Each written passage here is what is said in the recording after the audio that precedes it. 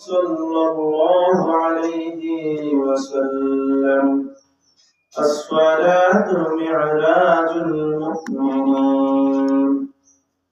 إن الله وملائكته يصلون على النبي يا أيها الذين آمنوا صلوا عليه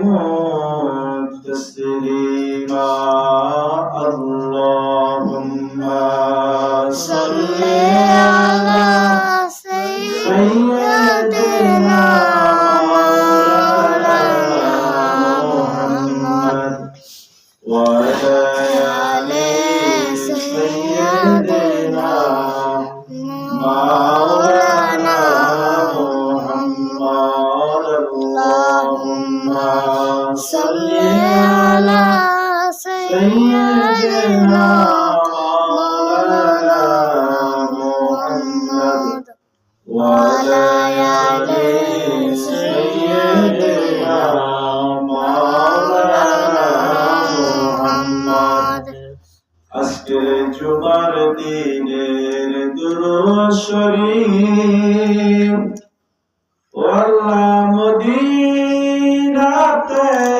পৌঁছায়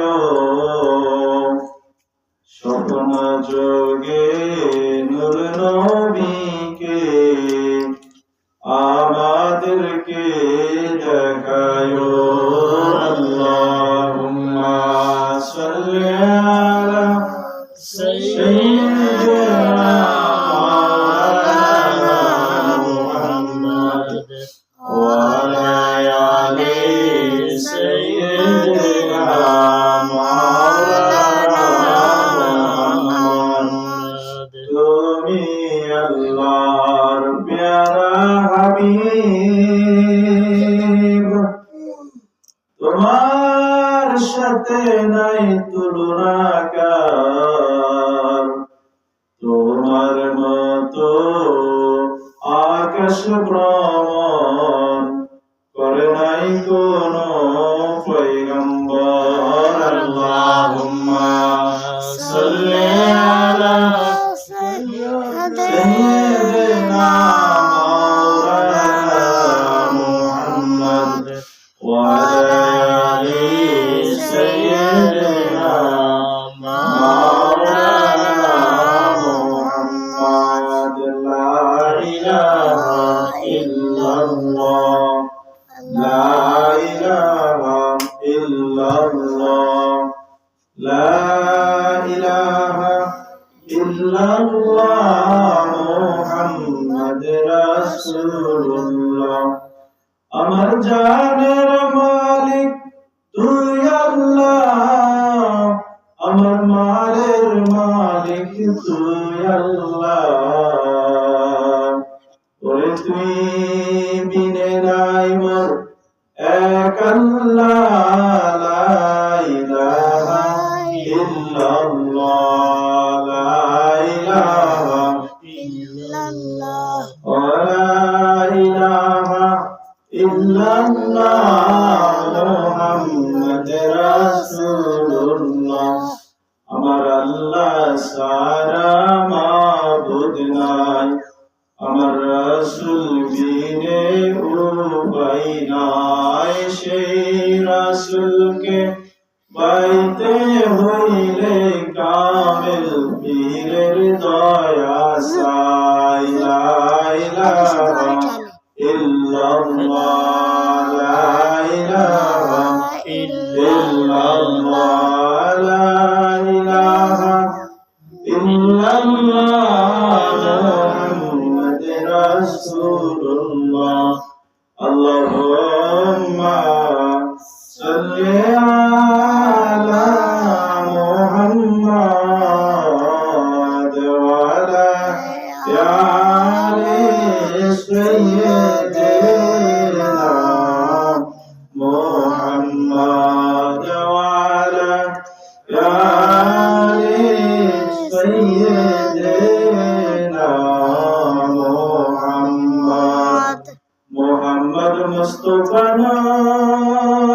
নবী যদি না হইতো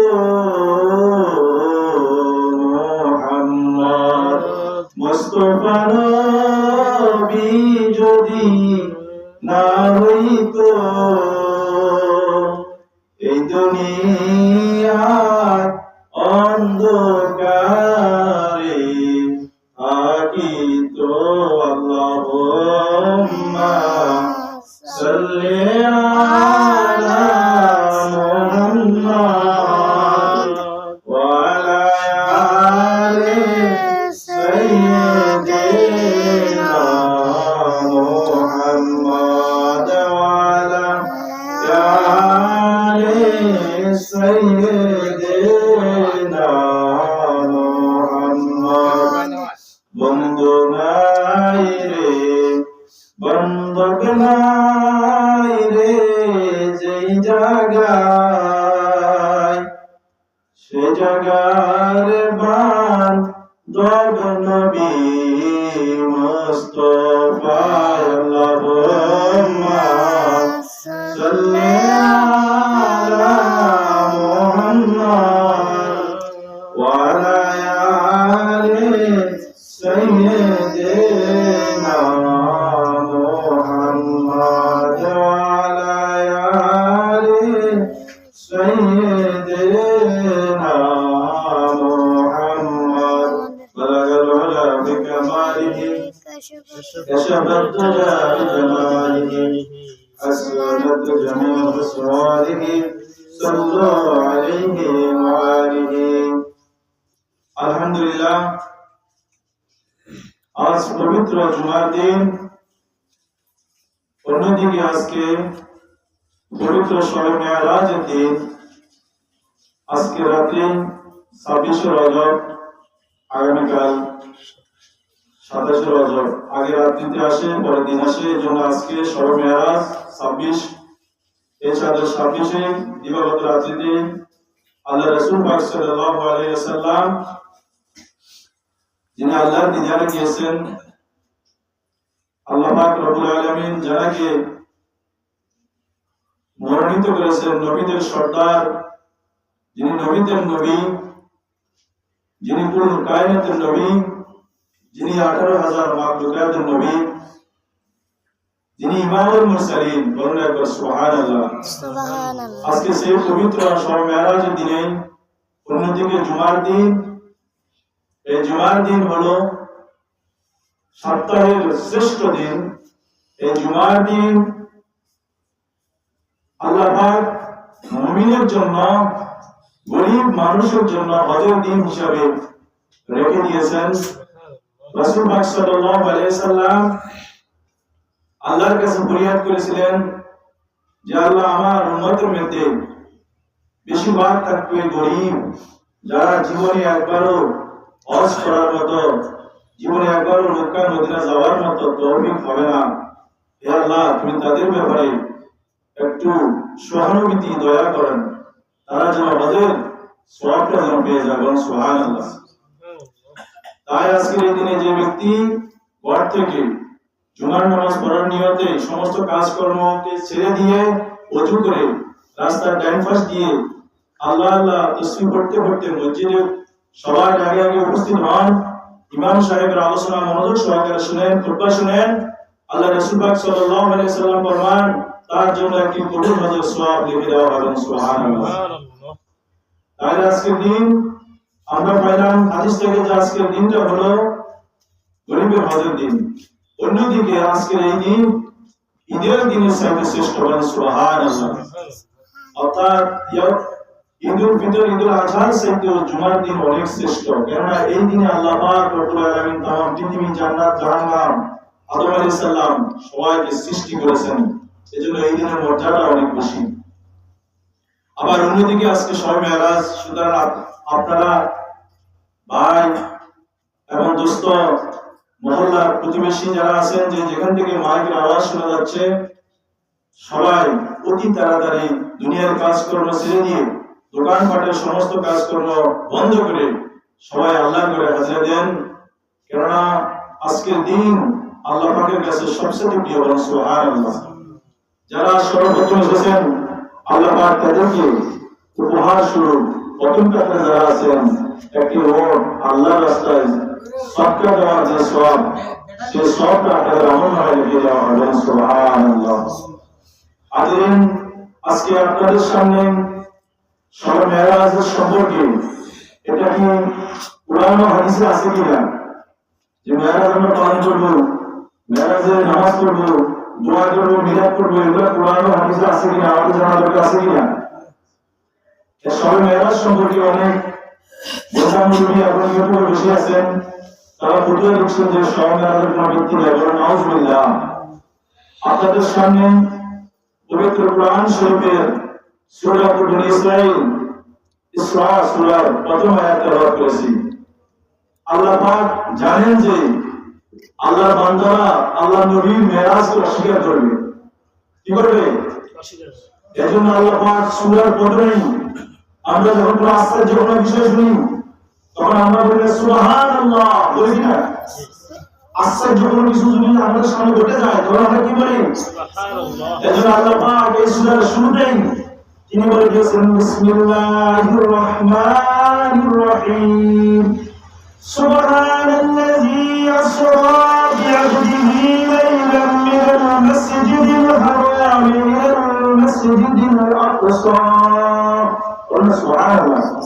আল্লাহ প্রথম আয়াতে বলেছেন সুবহানাল্লাযী, ওই মহিমান্বিত আল্লাহ, ওই মহিমান্বিত সত্তা যে আল্লাহর কসম করে বলেছেন যে পবিত্র আল্লাহ। সুবহানাল্লাহ।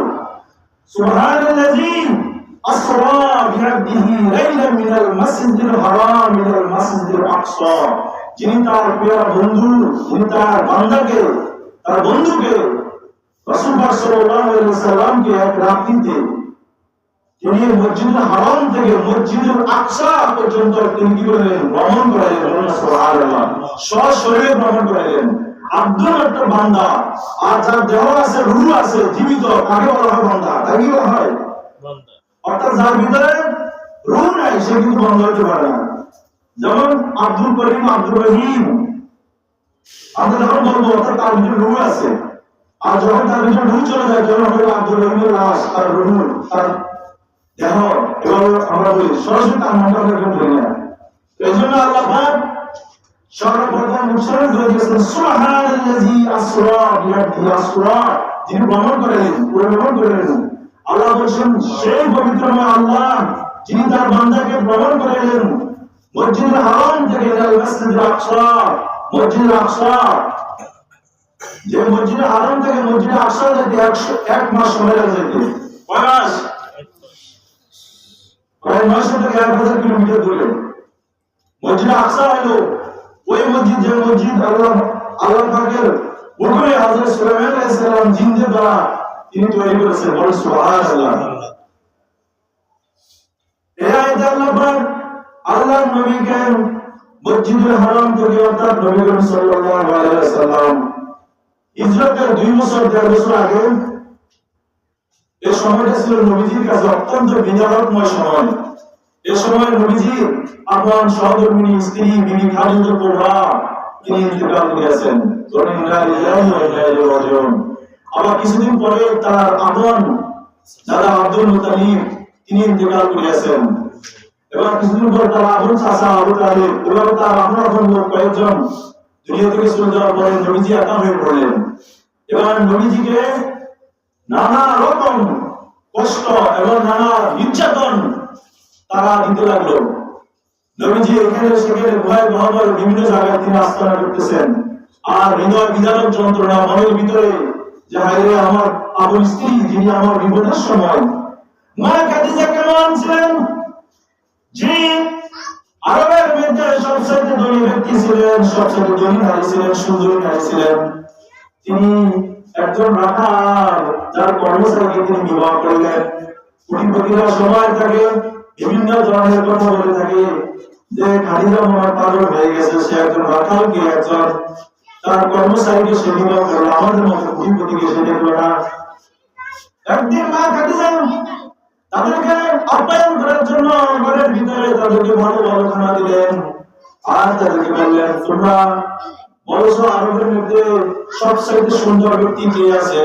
সবাই এক বাক্য বলল সবচেয়ে সুন্দর ব্যক্তি হলো মুহাম্মদুর রাসূলুল্লাহ সাল্লাল্লাহু আলাইহি ওয়াসাল্লাম। এবার সবাইকে প্রশ্ন করলেন, তোমরা বলো তো যে শিশুকাল থেকে এই পর্যন্ত আমরা এই পৃথিবীর মধ্যে কাকে দেখছি যে সবচেয়ে বিশ্বাসী ব্যক্তি, যে কখনো আমাদের তো খেয়াল করে এরকম ব্যক্তি একজন নাম বলল, সবাই বলল মুহাম্মদুর রাসূলুল্লাহ সাল্লাল্লাহু আলাইহি ওয়াসাল্লাম। এবার বললেন, তোমরা আমাকে একজন ব্যক্তির নাম বলো যে তার আদর্শে তার জীবনের মধ্যে এখন তো নামাজ কাজা হয় নাই, যে জীবন কখনো কাউকে পুরো করতে পারে নাই, কারোর সাথে বিয়াদবি করে, এমন একজন ব্যক্তির নাম তোমরা বসাই। এবার সবাই বলতে লাগলো মুহাম্মদুর রাসূলুল্লাহ সাল্লাল্লাহু আলাইহি ওয়াসাল্লাম। এবার বললো যে ব্যবসা বাণিজ্য কখনো মানুষকে ঠকায় নাই, এমন একটা ব্যক্তির নাম বসাই। সবাই বললো মুহাম্মদুর রাসূলুল্লাহ। এবার তিনি বললেন যে মুহাম্মদের প্রশংসা তোমরা বলে ওই মুহাম্মদের মতো একজন পুরুষ আমাকে তোমরা দেখাও, মজলিসে কেউ আছে কিনা? এবার সবাই বললো এই মজলিস কেন, তেমন পৃথিবীর সারা পৃথিবী যদি আমরা খুঁজে দেখি একজন লোক আমরা মুহাম্মদের মতো পাবো না। বলুন সুবহানাল্লাহ। আর সেই মুহাম্মদুর রাসূলুল্লাহকে আমি বিবাহ করলাম, তোমাদের সমস্যা কি? সবাই এক বাক্যে বললো যে একটাই সমস্যা, তার গরিব মানুষ, তার বাবা নাই, তার মা নাই, সে এতিম। আর তার বিশেষ সবচেয়ে বড় সমস্যা হলো তার সম্পদ নাই, সে গরিব মানুষ। এবার সবাইকে সাক্ষী রেখে দলিল গুলার রেডি করে রেখে সবার সামনে বললো, তোমরা আজকে এখানে হাজার হাজার মানুষ, হাজার হাজার এমপি, মন্ত্রী, মিনিস্টার সবাই এখানে উপস্থিত আছে, আমি সবাইকে সাক্ষী রেখে বললাম আমি খাদিজা যত কিছু আছে আমি সহ আজকে থেকে মুহাম্মদের গোলাম হয়ে গেলাম। সুবহানাল্লাহ। আজকে থেকে সমস্ত আমল, আজকে থেকে সমস্ত সম্পদ, সমস্ত অর্থ সম্পদ, সমস্ত অট্টালিকা যা কিছু আছে আমি আজকে থেকে সব কিছু মুহাম্মদের নামে লিখে দিলাম। তাই বলুন সেই খাদিজাতুল কুবরা যিনি সমস্ত কিছু বিলীন করে আমার নবীজির কদম মুবারকে তিনি নেশা হয়ে গেলেন। সুবহানাল্লাহ। আর সেই খাদিজা যখন সমস্ত সম্পদ যখন নবীজিকে বলছে আর কোনো সমস্যা আছে, এখন নবীজি ধনী হয়ে গেলেন আর খাদিজা কি হয়ে গেলেন? গরিব হয়ে গেলেন। আমি স্ত্রী গরিব হলে সমস্যা নেই। তাহলে সেই খাদিজাকে তিনি হারাইলেন, তিনি বিপদের সময় গুহার মধ্যে যখন ছিলেন 40 দিন 40 রাত, যেখানে আমরা সুস্থ মানুষ উঠতে পারবো না, সেখানে খাদিজা বৃদ্ধ বয়সে উঠে উঠে সেখানে স্বামীর জন্য খানা নিয়ে যেতেন। সুবহানাল্লাহ। আর সেই খাদিজাকে যখন হারাইলেন তিনি আক্রান্ত হয়ে তিনি তখন কি করলেন? বসে বসে নির্জনে কান্নাকাটি করতেছেন। আল্লাহ দেখলেন যে আমার বন্ধুর হৃদয় মেজে নানা ব্যথা বেদনা যন্ত্রণা দিয়ে ইহুদি নাসারা আবু জাহেল সহ সবাই তাকে কি করতেছে? কষ্ট দিতেছে। অন্যদিকে আত্মীয় স্বজন হারা, স্ত্রীকে হারা, চাচা হারা, মামা হারা। এই সময় আমি আমার বন্ধুর সাথে যদি মিলন করতে পারি, আমি আমার বন্ধুর সাথে যদি আলিঙ্গন করতে পারি, তাকে দিদার দিতে পারি, তাহলে আমার বন্ধুর হৃদয়টা একটু ভালো লাগবে। সুবহানাল্লাহ। এজন্য জিবরাইল আলাইহিস সালামকে বললেন, ও জিবরাইল চলে যাও, আমার বন্ধু উম্মে হানি ঘরে মক্কা কাবা ঘরের পাশে তিনি নিশ্চয় ঘুমায় আছেন। নবীজি যদিও ঘুমায়, তিনি চক্ষু ঘুমায়, কিন্তু অন্তর তাজা, অন্তর চক্ষু তিনি খুলে রাখেন। সুবহানাল্লাহ। জিবরাইল আলাইহিস সালাম আমার নবীজির কাছে গেলেন, যাই তিনি সর্বপ্রথম নবীজিকে সালাম দিলেন আর নবীজির পা মোবারকের মধ্যে জিহ্বা দিয়ে সুমা দিতে লাগলেন। সুবহানাল্লাহ। নবীজি উপর থেকে জেগে গেলেন, দেখলেন যে একজন জিবরাইল, পাশে আরো দুজন ফেরেশতা আছে।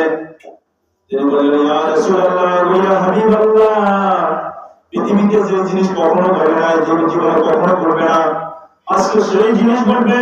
আল্লাহ পাক রব্বুল আলামিন আপনাকে খুশি হয়ে আল্লাহ আপনাকে নেওয়ার জন্য বলেছেন মেহমান হিসেবে। ইয়া রাসূলুল্লাহ, আপনি উঠে যান। রাসূলুল্লাহ সাল্লাল্লাহু আলাইহি ওয়াসাল্লাম কি উঠলেন, উঠানোর পরে জমজম কূপের পানি দ্বারা, বেহেশতি পানি দ্বারা নবীজিকে সেখানে শোয়াইলেন। কেন শোয়াইলেন? আমরা সবাই জানি সাদের দেশে অনেক মানুষ গিয়েছে, তারা বিভিন্ন যন্ত্রপাতি নিয়ে গেছে, কেননা সেখানে অনেক উত্তাপ, অনেক আগুন থাকতে পারে, অনেক ধরনের পাওয়ার, সূর্যের তাপ থাকতে পারে, সেজন্য তারা কি করে বিভিন্ন কি করে পোশাক পরে তারা সাদের দেশে গেছে। কিন্তু আমার নবী এমন একটি জগতে যাবে, যে জগতে নূরের জগৎ, পুরা মাকাম জগৎ যাবে, সেজন্য নবীজির দেহ মোবারক এবং আত্মাকে তিনি পবিত্র করলেন। অর্থাৎ নবীজির কি করলেন? নবীজিকে শোয়াইয়া নবীজির সিনা মোবারককে পুনরায় পবিত্র পানি দ্বারা, জমজম করে পানি দ্বারা, বেহেশতি পানি দ্বারা তিনি এটাকে ওয়াশ করে পবিত্র করে দিলেন, যেন নবীজির দারুণ ক্ষমতা, সেগুলো হাড়ের শক্তি যেন বৃদ্ধি থাকে। সুবহানাল্লাহ। নবীজিকে সেখানে শোয়াইয়া অস্ত্রোপচার করলেন, অস্ত্রোপচার করলেন নবীজির দেহ মোবারককে, কলিজাকে আবার পুনরায় পরিষ্কার করে আবার সেখানে রাখলেন। এবার এবার আপনাদেরকে আমার প্রশ্ন হলো, আমরা বর্তমানে যদি কারো যদি হার্ট অপারেশন করি, তাকে আগে ইঞ্জেকশন দেওয়া হয়। কি দেওয়া হয়? ইঞ্জেকশন দেওয়া হয়, নাহলে ওই ব্যক্তির হার্ট কি করতে পারবে না, কাটতে পারবে না, পারবে না। ওই ব্যক্তি চিৎকারে তো সে হার্ট স্ট্রোক করে সেখানে জায়গা মরে যাবে। কিন্তু আমার নবী যখন সিনা মোবারককে কাটতেছে বেশি সুবিধা, কিন্তু আমার নবীকে কেউ বলতে পারবে না, কোনো বাবা বলতে পারবে না যে আমার নবীকে একটা ইঞ্জেকশন দেওয়া হয়েছে। কিন্তু তিনি আমার দেওয়ার মতো আপনার দেওয়ার মতো না। তিনি সেই নবী যাকে কাটে টুকরো টুকরো করলো, তিনি উফ শব্দটা বলবেন না, সুবহানাল্লাহ। তাকে তখন সেখানে কেটে যখন পবিত্র করলেন, এবার নবীজিকে বললেন, ইয়া রাসূলুল্লাহ, সর্বপ্রথম আপনাকে নেওয়া হবে মসজিদুল আকসা, সুবহানাল্লাহ। একটা গোলাপ নদীর সামনে আনলেন, যেটি গোড়ার সাইডে একটু ছোট, মাথার সাইডে একটু বড়, সাদা আকৃতির একটা গোড়া। এবার বলুন তো, বোরাকের আকৃতি হলো সাদা। আমার নবীজি যদি ঘুমে থাকতো, ঘুমে মেরাজ হইতো, তাহলে বোরাকের বর্ণনা দিতে পারতো কিনা? নিশ্চয় না, যদি বলতে পারো এটাকে কারণ সাদা। বোরাক ছিল গোড়ার সাইডে একটু ছোট। নবীজি যখন মেরাজের বর্ণনা দিচ্ছেন, নবীজিকে প্রশ্ন করলেন, ইয়া রাসূলুল্লাহ, আপনি যে বাহন করে মসজিদে আকসা গেলেন, সেই বাহনটা কি ছিল? নবীজি বললেন, সেটা ছিল গোড়ার সাইডে ছোট এবং কাঁটার সাইডে একটু বড়। এটা আকৃতি ছিল সাদা আকৃতি, বলেন সুবহানাল্লাহ। যার গতিবেগ ছিল সেকেন্ডে, অর্থাৎ চোখের পলক যেখানে যায় সেকেন্ডে হাজার হাজার মাইল চলে যেতে পারে, বলেন সুবহানাল্লাহ। সে বুরাকের মধ্যে আমার মধ্যে সওয়ার করলেন। এই নবীজি মসজিদে হারাম থেকে যখন মসজিদে আকসা গেলেন, এটা আমরা কোরআন থেকে পেলাম। এটা কোন জায়গা পেলাম? কোরআন থেকে। সুবহানাল্লাযী আসরা বিআবদিহি লাইলাম মিনাল মাসজিদিল হারাম ইলাল মাসজিদিল আকসা। এবার পৃথিবীর কোনো বাপের বেটা বলতে পারবে এই কোরআনকে খণ্ডন করার জন্য? কোরআনে যদি কোনো বিষয় বলা থাকে সেটা কেউ বলতে পারবে না জায়েজ? যদি সে বলে না জায়েজ, সে বলবি কাফের হয়ে গেল, বলুন নাউযুবিল্লাহ। কারণ কোরআনে যে সবে মেরাজ সম্পর্কে, আল্লাহর নবীর ভ্রমণ সম্পর্কে বর্ণনা আছে সূরা বনী ইসরাঈলের প্রথম আয়াতে, সেখানে আমার আপনার মতো নবী কোনটা নবী বলতে পারবো যে সবে মেরাজ বলতে পারবো? খবরদার। কারণ নবীজি বলেছেন আমার উম্মত 73 দল হবে, অর্থাৎ 73 জন আলেম একসাথে দাঁড়াবে, সেখানে 72 টা আলেম জাহান্নামী হবে, বলুন নাউযুবিল্লাহ। কারণ তারা মানুষকে ভুল বোঝাবে, মানুষকে ফতুয়া দিবে যে এটা বেদাত, এটা না যায়, এটা করিও না, এটা করিও না। যে তারা বিনামাজ 20 লাখকে 8 লাখ নিয়ে আসে, কেটে ফেলছে। কি করছে? এসে তারা কেটে ফেলছে। ইবাদত বন্দেগী যত বেশি করবেন ততই ভালো। তাহলে আমরা সবে মেরাজ সম্পর্কে কোরআনের সূরা বনী ইসরাঈল, সূরা ইসরার আমরা প্রথম আয়াতে পেলাম। এবার আল্লাহ পাক রব্বুল আলামিন কেন মেরাজ করবেন? এবার আল্লাহ তাআলা কোরআনে বলেছেন, আল্লাযী বারাকনা হাওলাহু লিনুরিয়াহু মিন আয়াতিনা। আল্লাহ পাক বলেছেন, আমি এই জন্য যে ভ্রমণ করলাম যে আল্লাযী বারাকনা হাওলাহু, তিনি যখন ভ্রমণ করতেছেন চতুর্দিকে সমস্ত ফেরেশতারা তাকে আলিঙ্গন করে, যেমন দুলাকে আমরা দুলা যখন শ্বশুর বাড়ি যখন যায় তখন সবাই তাকে কি করে ওয়েলকাম জানিয়ে নিয়ে আসতেছে। আল্লাহ নবী যখন যাচ্ছে সমস্ত ফেরেশতারা তাকে বরকতময় করে তার মতকে এবং তাকে আলিঙ্গন করে আল্লাহর কাছে নিয়ে আসতেছে, বলেন সুবহানাল্লাহ। আল্লাযী বারাকনা হাওলাহু লিনুরিয়াহু মিন আয়াতিনা। আল্লাহ বলেছেন, আমি আমার আয়াত নিদর্শনগুলা, অর্থাৎ জান্নাত জাহান্নামের কথা তো আমি সবাইকে বলেছি, কিন্তু কেউ প্র্যাকটিক্যালি চোখে দেখে না। আমি আমার নবীকে তা দেখার জন্য ভ্রমণটা করাইলাম, বলেন সুবহানাল্লাহ। অর্থাৎ আমরা যারা 80 বছর ধরে ডাক্তার, তারা যে প্র্যাকটিক্যালি যদি না কাজটা না শিখে সে কখনো অপারেশন করতে পারবে না। আল্লাহর নবী যখন 63 বছর জিন্দেগি, 23 বছর যখন মানুষের কাছে যখন আল্লাহ কোরআন হাদিসে আলোচনা করতেন, জান্নাত কেমন জাহান্নাম কেমন যখন বর্ণনা করতেন, এই বর্ণনাগুলা দেখি বলাটা ভালো না না দেখি বলাটা ভালো? একটা জিনিস দেখি মানুষের কাছে বলাটা এটা হলো সবচেয়ে বড় জিনিস পাওয়ার। অর্থাৎ আল্লাহ চাচ্ছেন যে জান্নাত এবং জাহান্নাম সমস্ত নির্দেশন আউয়ালে আখিরে জাহিরে বাতিনে যা কিছু ঘটেছে ঘটবে সমস্ত কিছু আমি আমার নবীকে সশক্ত দেখাবো, বলেন সুবহানাল্লাহ। সেজন্য আমি মেরাজ করলাম আমার নবীকে, বলেন সুবহানাল্লাহ। এজন্য আল্লাহ পাক বলেছেন, লিনুরিয়াহু মিন আয়াতিনা ইন্নাহু আয়াতিনাহু হুয়াস সামিউল বাসীর। আর আল্লাহ পাক রব্বুল আলামিন সমস্ত কিছু দেখেন এবং সমস্ত কিছু শুনেন ও জানেন, ঠিক কি না? আমরা এই মেরাজ সম্পর্কে কি মন্তব্য করতেছি? আমার আল্লাহ শুনেন কিনা? কি মন্তব্য করতেছি? আমার আল্লাহ শুনেন কিনা, দেখেন কিনা? এজন্য আল্লাহ পাক বলে দিয়েছেন যে যখন আল্লাহর নবীকে যখন মসজিদে আকসা যখন তিনি আসলেন, সেখানে মসজিদের সামনে একটা খাম্বা আছে, সেখানে ভিতরে একটা ছিদ্র আছে। কি আছে? ছিদ্র আছে। ওই ছিদ্রের ভিতরে বোরাকের রশিটাকে কি করলেন? বেঁধে দিলেন, বলেন সুবহানাল্লাহ। এবার আমার নবী যখন মসজিদে আকসার মধ্যে যখন প্রবেশ করলেন, তিনি দেখলেন বলেন তো কোথাও কোনো মাহফিল হইলে সেখানে মানুষ আগে আসে না, বক্তা আগে আসে নাকি বক্তা আগে মুসলিম আগে আসে না? আগে মানুষ আসে না? এবার আমার নবী এমন জায়গায় গেলেন সেখানে তার মুসলিম তার দেখার জন্য সেখানে সমস্ত 2 লক্ষ নবীরা উপস্থিত করেন। সুবহানাল্লাহ। এজন্য সমস্ত নবীদেরকে যখন দেখলেন এক এক নবী এক এক সমস্যার কথা বলতেছে, আমার নবীর কাছে হযরত আদম আলাইহিস সালাম বললেন, ও আমার কলিজার টুকরা সন্তান, আমি আপনাকে খুশি হইলাম আপনি আমার সন্তান হয়ে দুনিয়াতে এসেছেন। আমার এই অভিযোগ আছে, আপনি আল্লাহর দরবারে এগুলো পেশ করবেন, আমার দরবারে করবেন। ইব্রাহিম আলাইহিস সালাম বললেন, মুসা আলাইহিস সালাম বললেন, বিভিন্ন নবীরা বিভিন্ন সমস্যাগুলো আমার নবীর সামনে তুলে ধরলেন।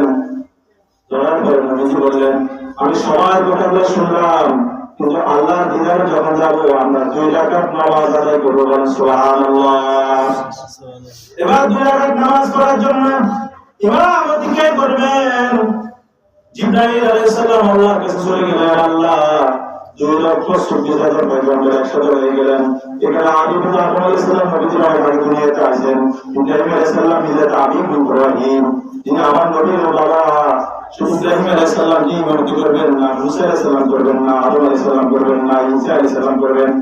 আমার আল্লাহ বললেন, আমার বন্ধু হলো ইমামুল মুরসালিন রাহমাতাল লিল আলামিন, তিনি তামাম জগতের রহমত।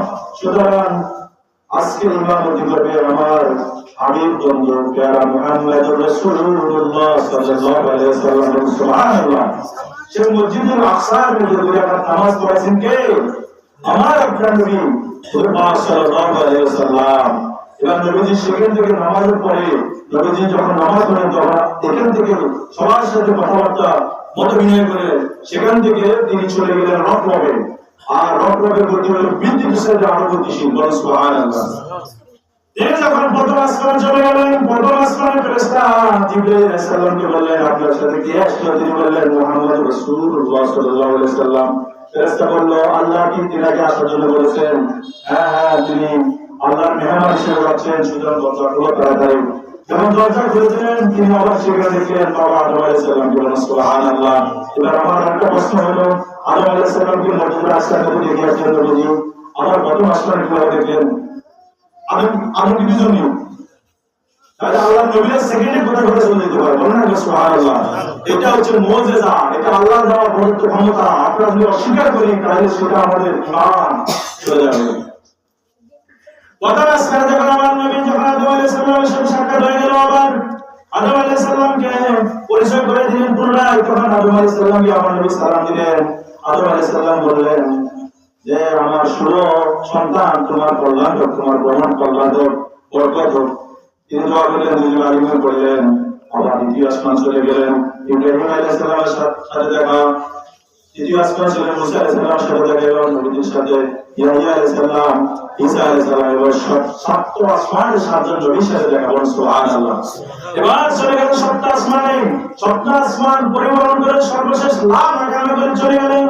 লা মাকামে যাওয়ার আগে জিবরাইল আলাইহিস সালাম নবীকে বললেন, ইয়া রাসূলুল্লাহ, ইয়া হাবিবাল্লাহ, আমি আর সামনে যেতে পারবো না। কিন্তু এমন একটি জগতে আমি চলে আসছি যে জগতে নূরের পাওয়ার এত বেশি যে আমি আমার ওয়াসনের নাম দুটি আমাদের পাকা আছে, আমার পাকা সবগুলো জ্বলে যাবে, এই জগতে আমি আর যেতে পারবো না। বলেন সুবহানাল্লাহ। এবার নবীকেও আপনি একা যেতে পারবেন। এবার নবী সাল্লাল্লাহু আলাইহি সাল্লাম ইব্রাহিমকে বিদায় দিয়ে আল্লাহ নবী সেখান থেকে আল্লাহর দিদারে গেলেন। আল্লাহর দিদারে লা মাকাম তাহতা সাজারা সমস্ত কিছু পরিবহন করে আল্লাহ কাছে যখন চলে গেলেন, তখন সেখানে যাওয়ার পরে বন্ধুর বাড়িতে যাওয়ার পরে কি নিয়ে যায়? বলেন, বন্ধুর বাড়িতে ফল ফ্রুট নিয়ে যায়। আল্লাহ তখন আমার নবীকে প্রশ্ন করলেন, বন্ধু গো, আপনার বন্ধুর কাছে যখন আপনি আসলেন কি নিয়ে এসেছেন? সেখানে যাওয়ার আগে আবু বকর রাদিয়াল্লাহু তাআলা কণ্ঠে তিনি কথা শুনতে পাইলেন। সুবহানাল্লাহ। আল্লাহ পাক আবু বকর রাদিয়াল্লাহু তাআলা কণ্ঠে দিয়ে আমার নবীর সাথে কথা বলেন, কারণ আবু বকরকে নিয়ে সব সময় তিনি চলাফেরা করতেন, আর আবু বকরকে তিনি সবচেয়ে বেশি ভালোবাসতেন। সুবহানাল্লাহ। এজন্য তিনি মানে অসিনা একটা ভাষা দিয়ে যদি কথা বলতেন তাহলে একটু ভয় ভয় কাজ করতো। এজন্য পরিচিত ভাষা দিয়ে তিনি কথা বলেন। সুবহানাল্লাহ। বন্ধু, আমার জন্য কি এসেছেন? তখন তিনি বললেন, এই যে আমরা নামাজের ভিতরে আত্তাহিয়াত পড়ি, এজন্য বলেছি আসসালাতু মিরাজুল মুমিনিন, নামাজ হলো মেরাজ, নামাজ হলো মুমিনের মেরাজ। বলেন সুবহানাল্লাহ। আল্লাহ নবী বলেন আত্তাহিয়াতু লিল্লাহি ওয়াস সালাওয়াতু ওয়াত তাইয়্যিবাত। বলেন সুবহানাল্লাহ। আল্লাহ বন্ধুর কাছে আপেল মালটা সব কিছু দিয়ে দিয়েছেন, এই কথার মাধ্যমে সবকিছু আল্লাহ পেয়ে গেছেন যে আমার ইবাদত বন্দেগী, আমার পবিত্রতা, আমার জিন্দেগি, আমার উম্মতের সমস্ত নিয়ামত, সমস্ত ইবাদত বন্দেগী, সমস্ত আমল আপনার জন্য উপহার। সুবহানাল্লাহ। বলেন তো আল্লাহ কি চান আমাদের কাছে? আল্লাহ চান তো নামাজ, রোজা, হজ, যাকাত, এগুলাই তো চান। ইবাদত বন্দেগী তো আল্লাহ চান নাকি আপেল মালটা চান? আল্লাহর কাছে কি আপেল মালটা চান? মিষ্টির অভাব আছে নাকি? তাহলে আল্লাহ পাক যখন এই কথা শুনলেন, এবার বলেন তো আমার আল্লাহ কি জবাব দিবেন না? এবার আল্লাহ বলেন আসসালামু আলাইকা আইয়ুহান নাবিয়্যু ওয়া রাহমাতুল্লাহি ওয়া বারাকাতুহু। সুবহানাল্লাহ। তাহলে আমরা যে আত্তাহিয়াতুটা আমরা নামাজ পড়ি, সেই কথাগুলো কার? আল্লাহ আল্লাহর নবীর কথা। কোথায় ঘটেছে? মেরাজের রাত্রিতে। বলেন সুবহানাল্লাহ।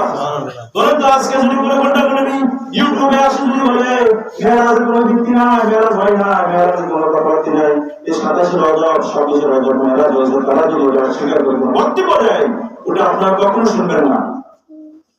এই দিনগুলো আজকে আমাদের উচিত কি? নবীজি সে মেরাজ সম্পর্কে আলোচনা করা, আর নবীজির শানে কত মিলাদ দুরূদ শরীফ আদায় করে নবীজির শানে দোয়া করা। আমাদের উম্মতের জন্য যদি নবীজি এগুলো করতে পারে, আমরা কেন করতে পারবো না? আল্লাহ যদি আল্লাহ নবীকে সালাম দিতে পারেন, আমি আপনি কে? আল্লাহ কি আল্লাহ নবীকে সালাম দেন না? হাদিসে বর্ণিত আছে কোরআন শরীফ নাযিল হওয়ার সময় 24,000 বার আমার নবীর কাছে আসেছেন কে? জিবরাইল। আসার শুরুতে বলেন ইয়া রাসূলুল্লাহ, আল্লাহ পাক সালাম দিয়েছেন। আগে সালাম দিয়েছেন, আগে দিয়েছেন। পৃথিবীর 24,000 2,24,000 নবী যা আছে তাদের কাছে এতবার আসে না, আমার নবীর কাছে যতবার জিবরাইল এসেছেন, আসার শুরুতেই তিনি সালাম দিতেন, আল্লাহ পাক আপনাকে সালাম দিয়েছেন। আর সেখানে যখন আল্লাহর সাথে যখন দিদার করলেন, সেখানে আল্লাহ সালাম দিলেন আসসালামু আলাইকা আইয়ুহান নাবিয়্যু ওয়া রাহমাতুল্লাহি ওয়া বারাকাতুহু। আমার পক্ষ থেকে শান্তি বর্ষিত হোক আপনার উপর, আপনার উম্মতের উপর, সালিহিনদের উপর। সুবহানাল্লাহ। যারা আপনাকে মহব্বত করবে, ভালোবাসবে, তাদের উপরেও আমার পক্ষ থেকে রহমত বর্ষিত হোক। এবার সমস্ত ফেরেশতা, আল্লাহর শাহজাহানের যে ফেরেশতা, বিশেষ কিছু ফেরেশতা আল্লাহর এখানে আছে পাহারাদার, তারা বলতেছে আশহাদু আল্লা ইলাহা ইল্লাল্লাহ ওয়া আশহাদু আন্না মুহাম্মাদান আবদুহু ওয়া রাসূলুহু। ফেরেশতারা বলছে আমরা সাক্ষ্য দিলাম আল্লাহ ছাড়া কোনো মাবুদ নাই, আর ইনি হচ্ছেন সেই মুহাম্মদ রাসূলুল্লাহ, যিনি আল্লাহর প্রেরিত রাসূল। সুবহানাল্লাহ। তারা সেখানে সাক্ষী দিয়ে দিয়েছেন। তাহলে আল্লাহ বললেন এক ধরনের কথা, নবী বললেন এক ধরনের কথা, ফেরেশতারা কি বললেন? আশহাদু আল্লা ইলাহা, যখন আমরা যখন আত্মাহিয়াত করি আশহাদু আল্লা ইলাহা, মানে সাক্ষী দিতে যখন শাহাদাত দিতে হবে। সুবহানাল্লাহ। তাহলে মেরাজকে অস্বীকার করা যাবে? এবার আল্লাহ নবী সে মেরাজের জান্নাত জাহান্নাম সমস্ত কিছু দেখলেন। এটা অনেক বিশাল বর্ণনা। নবীজি মেরাজ থেকে আসে আবার মসজিদে নববীতে যখন আসলেন, তিনি সেখানে আবার সিজদা করে বলেন, কি বলেন?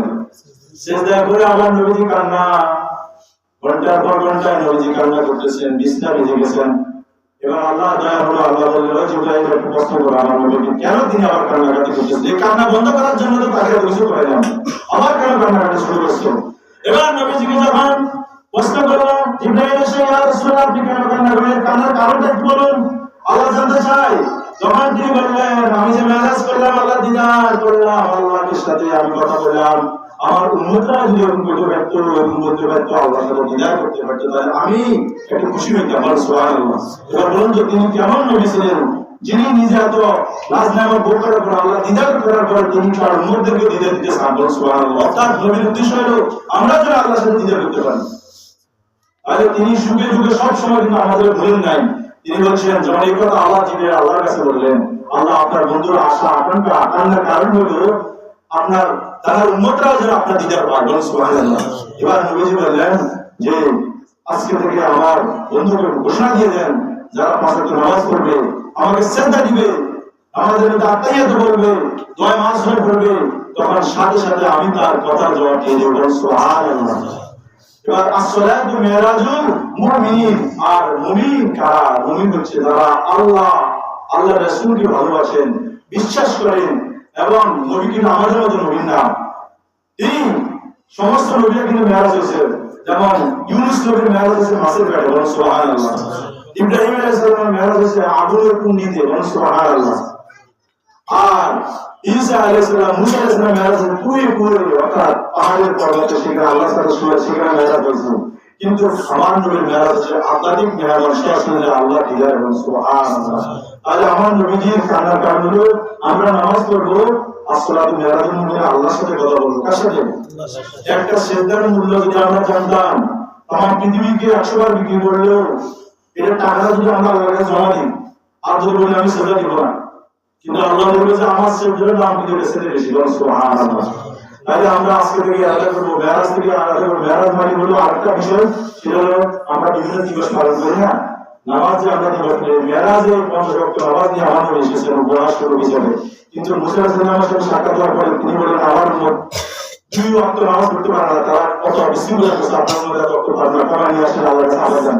আল্লাহর কাছে যাই বা কমাতে 5 ওয়াক্তের মধ্যে আসার পরে মুসা আলাইহিস সালাম বললেন আর তো কমা নিয়ে আসেন, কারণ আমি যেতে পারতেছি না, আমার লজ্জা লাগে, আর তো যাওয়া সম্ভব না, আমি এটা নিয়ে যাবো। সুবহানাল্লাহ। এই কথা শুনে আল্লাহ খুশি হয়ে বললেন, ইয়া হাবিব, আমি আপনার কথায় খুশি হলাম, আমার দরবারে কখনো বদবদল হয় না, আমি যেটা একবার বলি সেটাই হবে, সুবহানাল্লাহ। আমি 50 ওয়াক্ত নামাজ সব দিয়ে দিব, সুবহানাল্লাহ। 5 আল্লাহর সুন্নতে কি হয়? মনোযোগ সুন্নতটা হয়ে যায়, কি হয়ে যায়? 50, অর্থাৎ 1 ওয়াক্তে 10, 5 ওয়াক্তে 5 10 50, অর্থাৎ 50 ওয়াক্ত নামাজ আমরা আল্লাহর দিদারে পেয়ে যাব, সুবহানাল্লাহ। তাহলে আমরা আজকে থেকে আলাদা করব, ইনশাআল্লাহ আমরা 5 ওয়াক্ত নামাজ পড়ব। সবাই আল্লাহকে হাত তুলে বলি আল্লাহুম্মা আমিন। আল্লাহ আমাদেরকে 5 ওয়াক্ত নামাজ পড়ার তৌফিক দেন, আমাদের নামাজে মেরাজ আমাদেরকে নিজাত দান করুন, আমিন। ওয়া আলহামদুলিল্লাহি রাব্বিল আলামিন। আসসালামু আলাইকুম ওয়া রাহমাতুল্লাহি ওয়া বারাকাতুহু।